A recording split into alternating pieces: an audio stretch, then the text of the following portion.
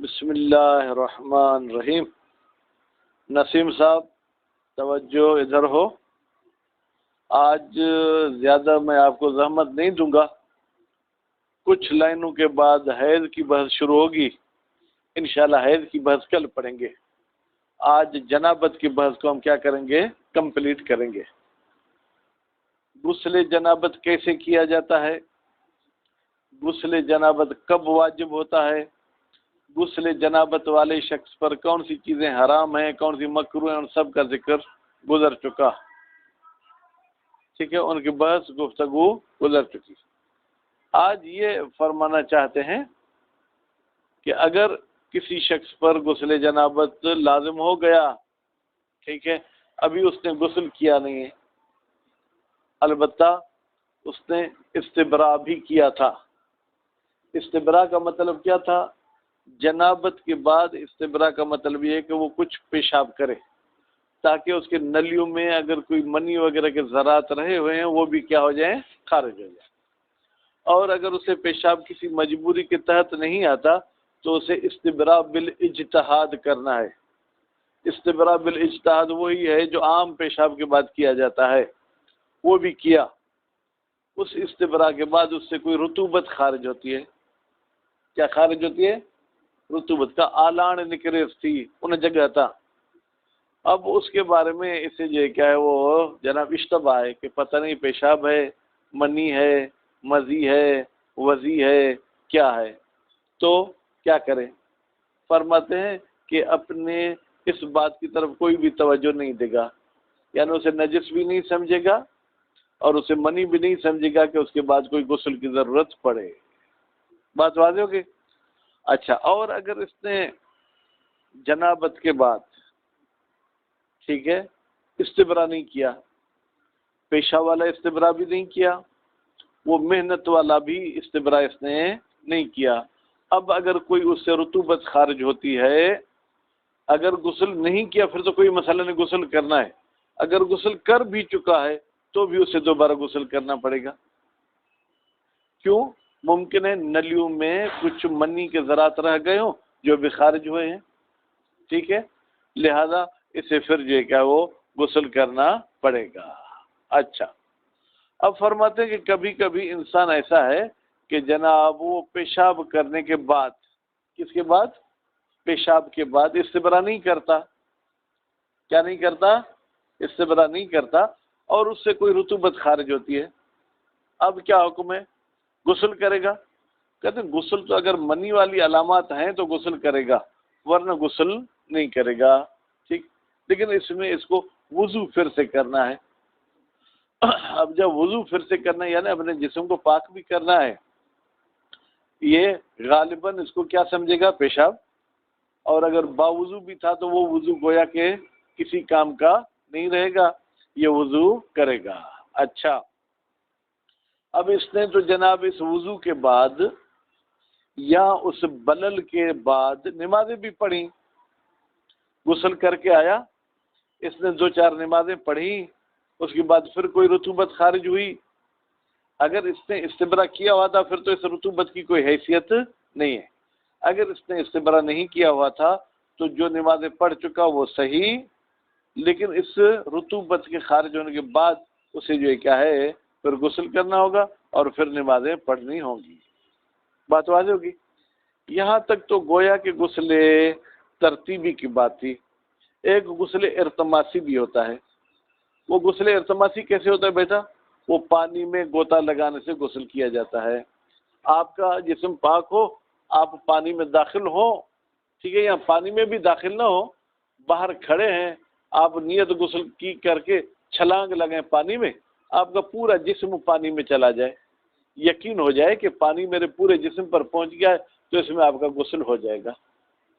اچھا، غسل ارتماسی میں کوئی ترتیب شرط ہے کہ آپ جب پانی میں غوطہ لگا رہے ہیں جیسے ٹبی ہنو تھا تو پہلے آپ کا سر جائے؟ نہیں، کوئی ترتیب نہیں ہے۔ آپ درخت سے پاؤں کی بل گرتے ہیں تو بھی ٹھیک ہے، سر کے بل گرتے ہیں تو بھی ٹھیک ہے، سائیڈ کے بل گرتے ہیں تو بھی ٹھیک ہے، کسی طریقے سے پانی آپ کے پورے جسم تک پہنچ جائے تو اس سے کیا ہوگا؟ آپ کا غسل ہو جائے گا۔ اچھا، یہ غسل ارتماسی جو ہے یہ صرف اور صرف حوض میں یا کسی نہر میں ہوتا ہے یا بارش کے پانی میں بھی ہو سکتا ہے؟ کہتے ہیں اگر بارش کا پانی بھی اتنا ہے کہ آپ اس کے نیچے کھڑے ہو گئے تو پورے جسم پہ ایک ہی مرتبہ لگ سکتا ہے، کبھی تو ہلکے ہلکے قطرے قطرے ہوتے ہیں، اس میں تو نہیں ہوگا، ٹھیک ہے، یا کسی پرنالے سے پانی نیچے گر رہا ہے یا ٹیوب ویل سے جیسے پانی بہتا ہے، کہتے ہیں اگر اس کے آپ نیچے کھڑے ہو جائیں ایک ہی وقت میں آپ کے پورے جسم پر اگر پانی آ جائے، ٹھیک ہے، تو آپ کا غسل ارتماسی ہو سکتا ہے۔ آپ غسل جنابت کر رہے تھے، بیچ میں حدث اصغر سرزد ہوا۔ حدث اصغر کیا ہے؟ پیشاب وغیرہ، ٹھیک، اب کیا کریں گے؟ غسل کو آگے جاری رکھیں یا غسل کو پھر سے ہم کریں گے؟ فرماتے یعادو، اس غسل کا اعادہ کیا جائے گا، یعنی اگر آپ نے سر دھو لیا تھا، ٹھیک ہے، ایک سائیڈ بھی سیدھے والی دھو لی تھی، ابھی الٹے والی نہیں دھوئی، پیشاب آ گیا تو آپ پیشاب کریں، لیکن غسل پھر سے نیت کریں گے، سر دھوئیں گے سیدھا طرف اور الٹا طرف دھوئیں گے، ٹھیک ہے۔ اچھا، جب آپ نے غسل جنابت کر لیا تو پھر آپ کو وضو کی ضرورت نہیں ہے جب تک آپ کوئی ایسا کام نہ کریں جو مبطل وضو ہوتا ہے، یعنی غسل کے بعد پیشاب بھی نہیں ہوا، ریح بھی خارج نہیں ہوئی، آپ سوئے بھی نہیں ہیں، کوئی ایسا کام نہیں کیا، تو آپ اسی غسل کے ساتھ یہ کیا نماز پڑھ سکتے ہیں، ٹھیک ہے جناب۔ اور جو دوسرے غسل ہیں ان کے بارے میں فرماتے ہیں ان کے بارے میں اختلاف ہے، بعض کچھ کہتے ہیں تو بعض کچھ کہتے ہیں۔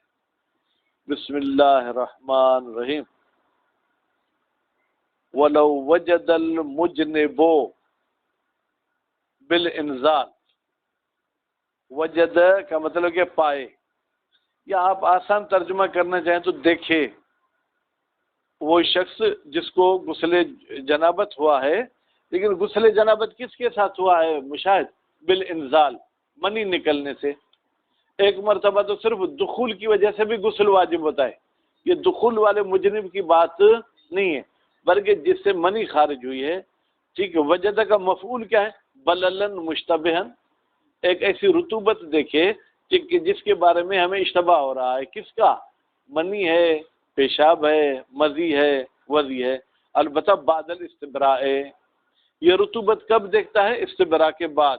استبراء کیسے کیا؟ بالبول، بھائی منی نکلنے کے بعد آپ پیشاب کریں گے تو یہ منی کا استبراء ہو گیا۔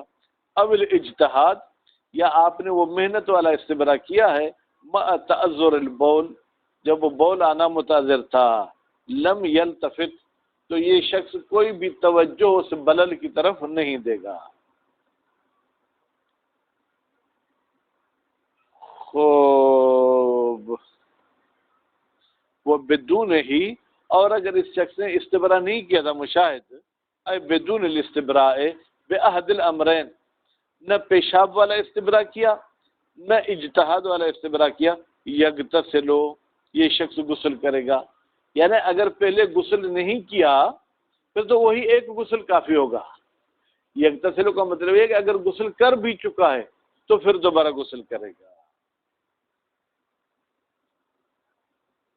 وَلَوْ وَجَدَهُ، بیٹا یہ ہو کی ضمیر بلل کی طرف جائے گی، اگر یہ رطوبت پائے بعد البول، پیشاب کے بعد، من دون الاستبراء بعد البول، البتہ پیشاب کے بعد جو اس کو استبراء کرنا چاہیے تھا وہ اس نے نہیں کیا، وجب الوضوء خاصہ، تو اس شخص پر غسل واجب نہیں ہوگا، البتہ وضو واجب ہو جائے گا۔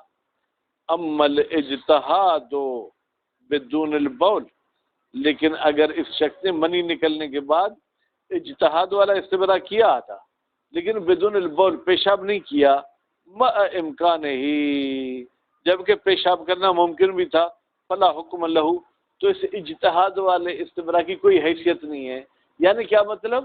یعنی اگر بلل نکلا ہے تو پھر غسل کرنا پڑے گا۔ وَصَلَاةُ السَّابِقَةُ عَلَى خُرُوجِ الْبَوْلِ، اور وہ نمازیں جو اس بلل کے نکلنے سے پہلے پڑھ چکا ہے، المذکور، کون سا بلل؟ جس کا ذکر ہو چکا اوپر کہ اس کے بارے میں ہمیں اشتباہ تھا، صحیحۃ، وہ نمازیں اپنی جگہ پر صحیح ہیں، کیوں؟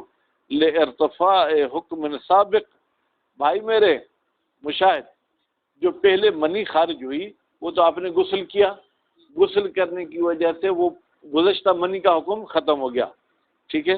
والخارج حدث جدید، اور یہ جو آپ سے رطوبت نکلی ہے یہ ایک نیا حدث ہے، ٹھیک ہے. جب نیا حدث ہے تو پھر کوئی مسئلہ نہیں. وَإِنْ كَانَ قَدْ خَرَجَ عَنْ مَحَلِّهِ إِلَى مَحَلٍّ آخَرٍ، ہاں پیٹ ہی پیٹ میں مشاہد اگر یہ رطوبت اپنی جگہ سے نکل کے دوسری جگہ پر آ گئی تھی تو بھی کوئی حرج نہیں ہے. جیسے آپ بیٹا الٹی کرتے ہو، کبھی کبھی الٹی آپ کے گلے تک آتی ہے لیکن منہ تک نہیں آتی، ٹھیک ہے. تو اب اس الٹی کی وجہ سے آپ پر کوئی دینی حکم جاری نہیں ہوگا. اگر فرض کریں روزہ باطل ہونا بھی تھا تو بھی کیونکہ گلے سے تو باہر نہیں آئی نا، ٹھیک. اسی طریقے سے پیٹ کے اندر وہ رطوبت کے فرض کریں ایک جگہ تھی، وہاں سے نکل کے دوسری جگہ تک آئی لیکن ابھی آلہ تناسل سے باہر نہیں نکلی ہے تو اس کا کوئی حکم نہیں ہے، وہ نماز آپ کی صحیح ہوں گی. وفی حکم ہی، اور اسی بلل کے حکم میں ہے ما لو احس بخروج ہی، اگر یہ شخص احساس کرتا ہے کہ بھائی کوئی چیز نکل رہی ہے، فامسک علیہ، پھر اس نے اس چیز کو روک لیا. بھائی کبھی کبھی آپ دیکھتے ہیں چھوٹے بچوں کو بھی پیشاب ان کو لگتا ہے پھر آگے ہاتھ رکھ لیتے ہیں، روک لیتے ہیں، ٹھیک ہے. وصلی، اور اس نے وہ روکے ہوئے نماز بھی پڑھی، ثم اطلقہ، پھر اس چیز کو خارج کر دیا. تو اس کا مطلب کیا ہے؟ یعنی پھر بھی اس نماز پہ کوئی اثر نہیں ہوگا، یہ نماز اپنی جگہ پر صحیح ہوگی. وَيَسْقُطُ ترتیبو، اور ترتیب ساکت ہو جائے گی. یعنی کیا؟ یعنی مشاہد ترتیب ضروری نہیں. کہاں پر؟ فرماتے ہیں بین الاعضاء الثلاثۃ، تین اعضاء میں، سر سیدھا طرف الٹا طرف، بالارتماس، غوطہ لگانے والے غسل میں، وہ غسل البدن، غسل البدن اجمع، غسل نہیں پڑھنا بیٹا، غسل یہ پورے بدن کو دھونا ہے، دفعتن واحدتن، ایک ہی مرتبہ. عرفیہ، عقلی لحاظ سے آپ ایک مرتبہ نہیں دھو سکتے مشاہد. کیوں؟ آپ اگر غوطہ بھی لگائیں گے، اگر سر کے بل لگا دیں تو پہلے آپ کا سر پانی میں جائے گا، پھر آپ کے کندھے، پھر سینہ، پھر پیٹ. عرفی طور پر سب کہیں کہ اس نے ٹبی لگائی ہے، ٹھیک ہے. تو عرف میں اس کو ایک مرتبہ دھونا کہا جائے تو اس میں ترتیب ضروری نہیں ہے. وَكَذَا مَا أَشْبَهُ، اشبہ کی ضمیر بیٹا ارتماس کی طرف جائے گی، اور اسی ارتماس کی طرح وہ چیز جو ارتماس کے ساتھ جو ہے کہ شباہت رکھے. کل وقوف تحت المجاری، مثلا آپ کھڑے ہوتے ہیں مجاری کے نیچے. مجاری بیٹا کیا ہوتا ہے؟ جہاں سے پانی کا جریان ہوتا ہے، جیسے ٹیوب ویل پانی کا نکلتا ہے، ٹھیک ہے، یا فرض کریں پرنالہ چھت پہ پاک صاف پانی ہے، وہ وہاں سے گر رہا ہے، آپ اس کے نیچے کھڑے ہیں. اس طریقے سے ہو کہ آپ اگر اس کے نیچے جائیں تو آپ کا پورا بدن اس پانی میں جو ہے کیا ہے وہ گیلا ہو جائے، ڈھانپ جائے. والمطر، اور اسی طریقے سے بارش، البتہ شرط ہے الغزیرین، دونوں کیا ہوں؟ بہت تیز اور زیادہ ہوں. لأن البدن، اس لیے کہ بدن یسیر بالارتماس عضوا واحدا، بھائی یہ گوتے لگانے سے یہ تین عضویں نہیں ہیں، پھر پورا بدن ایک عضو ہے. جب ایک عضو ہے تو غسل میں کسی بھی ایک عضو کے دھونے میں ترتیب شرط نہیں ہوتی. جب آپ سیدھا طرف دھو رہے ہیں، آپ کی مرضی ہے کندھے سے شروع کریں یا آپ کی مرضی ہے پاؤں سے شروع کریں، بس سیدھا طرف دھونا چاہیے. خوب، وَيُعَادُ غُسْلُ الْجَنَابَةِ، اور غسل جنابت کا اعادہ کیا جائے گا، یعنی پھر سے کیا جائے گا.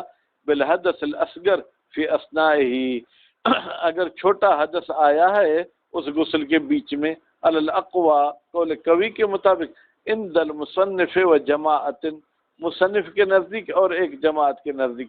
وقیل لا اثر لہ، اور ایک قول کہتا ہے کہ بھائی اس حدث اصغر کا کوئی اثر نہیں ہے.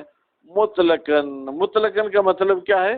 نہ یہ غسل کا سبب بنے گا نہ یہ وضو کا سبب بنے گا. وہ فی ثالث، تیسرا قول کہتا ہے یوجب الوضوء خاصتاً، بھائی یہ حدث اصغر کہتا ہے کہ غسل کے بعد آپ نماز پڑھ دو، وضو کرو صرف. وہ الاقرب، فرماتے ہیں یہ تیسرا قول ہی اقرب ہے. کیوں مشاہد؟ بھائی غسل کے بعد وضو کی ضرورت نہیں پڑتی، لیکن بیچ میں آپ نے حدث اصغر کیا تو گویا کہ غسل والی وہ حیثیت کیا ہو گئی؟ ختم ہو گئی، غسل باطل نہیں ہوگا. وقد حققنا القول فی ذلک، اور ہم نے تحقیق کی، بحث کی ہے فی ذالک، اس بات میں کہ اگر غسل کے دوران حدث اصغر سرزد ہو تو کیا کرنا چاہیے، برسالۃ مفردۃ، ایک مستقل کتاب میں۔ اما غیر غسل الجنابہ من الاغسال، بھائی میرے غسل جنابت کے علاوہ اگر آپ کوئی اور غسل کر رہے تھے، کون سا؟ مثلا غسل مس میت کر رہے تھے، بیچ میں پیشاب آ گیا، عورت ہے غسل حیض کر رہی تھی، ٹھیک ہے، بیچ میں کیا ہے اس سے کوئی حدث اصغر سرزد ہوا تو پھر کیا ہو گیا، کیا ہوگا، فیکفی اتمامہ، پھر کافی ہے اس غسل کو کمپلیٹ کریں، یعنی دوبارہ سے پھر سے غسل کرنے کی ضرورت نہیں ہے، مع الوضوء قطعاً، البتہ یہ یقین ہے کہ اس میں وضو کرنا پڑے گا۔ وربما خرج بعضهم بطلانہ کالجنابت، اور کچھ لوگوں نے توجیہ کی ہے بطلانہ کہ یہ غیر جنابت بھی باطل ہو جائے گا، کل جنابت جیسے غسل جنابت باطل ہو رہا تھا، وہ ضعیف جدا، فرماتے ہیں یہ ان علماء کا قول جو ہے کیا ہے، انتہائی ضعیف ہے، یہ کسی کام کا نہیں ہے۔ وصلی اللہ علی محمد و آلہ